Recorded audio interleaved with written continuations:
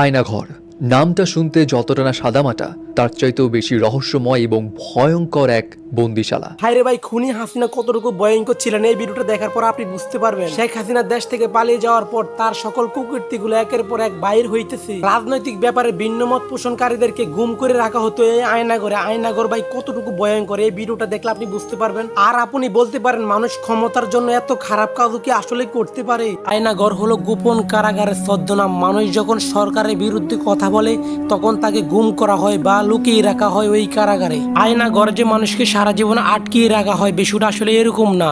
কারো হাতের আঙ্গুল কেটে ফেলা হয়, আবার কাউকে তার হাত দুইটি ভেদে ইচ্ছা মতো পিটানো হয়। যাদেরকে বাঁচিয়ে রাখা হয় তাদেরকে ছোট্ট একটি ঘরে আটকিয়ে রাখা হয় দরজা বন্ধ করে বছরের পর বছর। তাকে খাবার দেওয়া হতো খুবই সীমিত এবং পচা গলা খাবার। যেহেতু বন্দিঘরের দরজাটা একবারের জন্য খোলা হয় না, তখন সে পায়খানা প্রস্রাব তার নিজের রুমেই করে ফেলে এবং পায়খানা প্রস্রাবের উপরেই তাকে ঘুমাতে হয়। বন্দি করা সেই ঘরটি এতই ছোট ছিল যে একটা মানুষ লম্বা হয়ে শুতেও পারে না। এবার ভাবুন কত কষ্টের হতে পারে ওই কারাগার। আয়নাঘর থেকে মুক্তি পাওয়া কয়েকজন মানুষের মুখ থেকে শোনা গেছে ওই কারাগারের এমন ভয়ানক দৃশ্যের কথা। ওই কারাগারে পুরুষদের পুরুষাঙ্গের মধ্যে দড়ি দিয়ে ইট বেঁধে তাকে নির্যাতন করা হতো। এই কারাগারে মানুষদেরকে ধরে আনতেন ডিবি হারুন। তাদেরকে অমানবিক নির্যাতন করতেন, কারো হাত পা কেটে কবর দিয়ে দিতেন, আবার কাউকে দিনের পর দিন খাবার না দিয়ে তাকে নির্যাতন করে মেরে ফেলা হতো ওই কারাগারে। একবার ভাবুন তো কতটুকু কষ্ট পেয়ে মারা গেছেন ওই কারাগারের মানুষগুলা। ফেরাউন এত ক্ষমতাশালী হওয়ার পরও তারও একদিন পতন হয়েছিল। আমাদের এই স্বৈরাচার সরকার,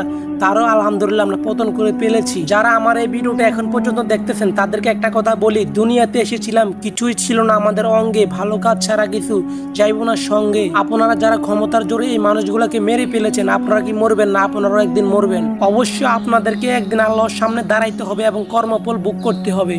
আল্লাহ সবাইকে হেদায়েত দান করুক। ভিডিওটি ভালো লাগলে লাইক এন্ড সাবস্ক্রাইব করে দিবেন। ভালো থাকবেন সবাই। আল্লাহ হাফেজ।